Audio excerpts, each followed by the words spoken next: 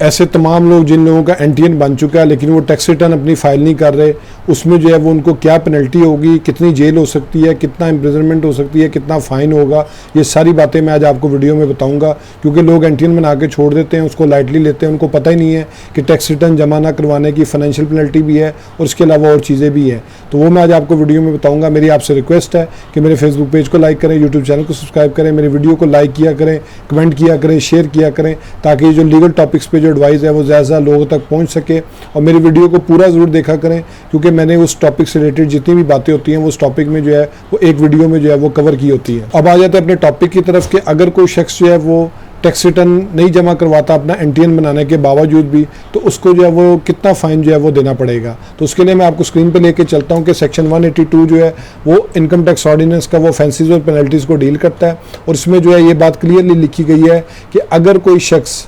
अपनी tax return को जो है वो जमा नहीं करवाता तो उसका जो फ़ाइन है वो किस हिसाब से कैलकुलेट किया जाएगा। तो उसमें नंबर 1 पे ये है कि 0.1% of the tax payable in respect of that tax year, यानी कि उसने जो टैक्स पे करना था, मिसाल तौर पर उसका 10,000 रुपया टैक्स बना था जो उसके वाजिबुल अदा है, उसका 0.1% तो वो स्टेट अवे जो है वो उसके ऊपर जो है वो पेनल्टी की फॉर्म में अप्लाई किया जाएगा। फिर उसके साथ ये है कि या तो इस तरह किया जाएगा, और इसके अलावा जो दूसरी ऑप्शन है ₹1000 for each day of default, यानी जितने दिन उसने अपनी टैक्स रिटर्न जमा नहीं करवाई जितनी उसको करवानी चाहिए थी, तो उसमें उसको 1000 रुपया पर डे के हिसाब से जो है वो फ़ाइन जो है वो जमा करवाना पड़ेगा। यानी एक बंदे ने एनटीएन बनाया, उसके बाद उसने जो है वो उसकी टैक्स रिटर्न की डेट आई जो कि नॉर्मली 1 जुलाई से लेके 30 सितंबर तक होती है हर साल के, तो उसकी 30 सितंबर की जो है वो डेट गुजर चुकी है। अब उसने जो है वो अपनी टैक्स रिटर्न जमा नहीं कराई, तो उसको जो है वो पर डे के हिसाब से जो है 1000 भी फाइन कर सकता है कमिश्नर। अदरवाइज वो उसको 0.1% ऑफ द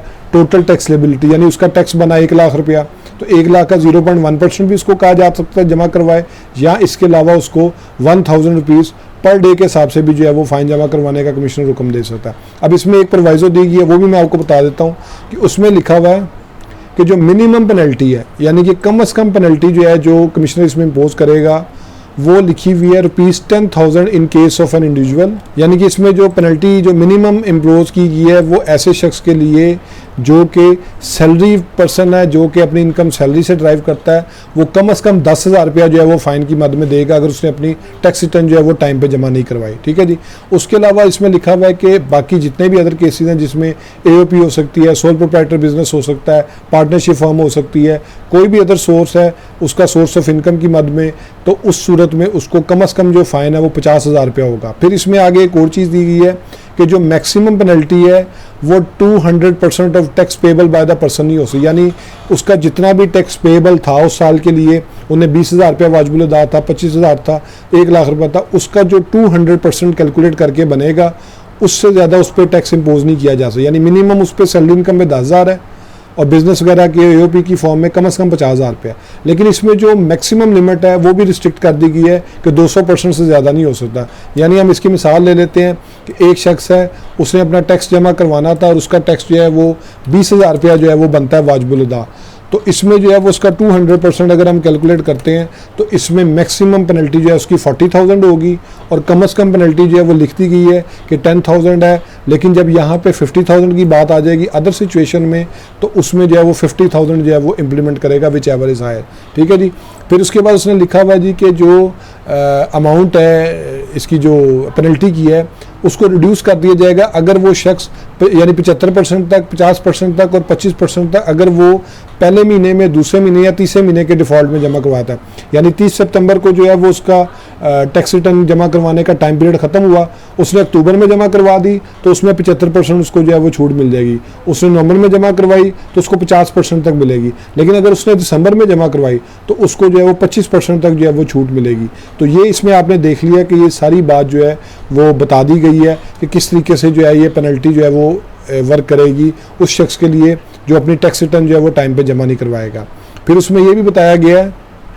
कि जो टैक्स पेएबल है वो यही टैक्स होगा जो कि टैक्स चार्जेबल होगा, उस पर्टिकुलर ईयर के लिए। यानी कि अगर कोई शख्स अपनी टैक्स रिटर्न को टाइम पे जमा नहीं करवाता तो उसमें सैलरी की सूरत में उसको कम से कम 10,000 है, मैक्सिमम उसका 200% है, और बिजनेस जो है उसका मिनिमम 50,000 है और मैक्सिमम उसका जो है वो 200% तक है, और उसमें फिर डिफ़ॉल्ट भी है पहले महीने का, दूसरे महीने का, तीसरे महीने का। तो ये है कि आप अपनी टैक्स रिटर्न जो है वो टाइम पे जमा करवाएं, क्योंकि अगर आप टैक्स रिटर्न टाइम पे नहीं जमा कराते ये तो पेनल्टी है ही है, इसके साथ जो है वो आपका स्टेटस 1 मार्च को इनएक्टिव हो जाएगा।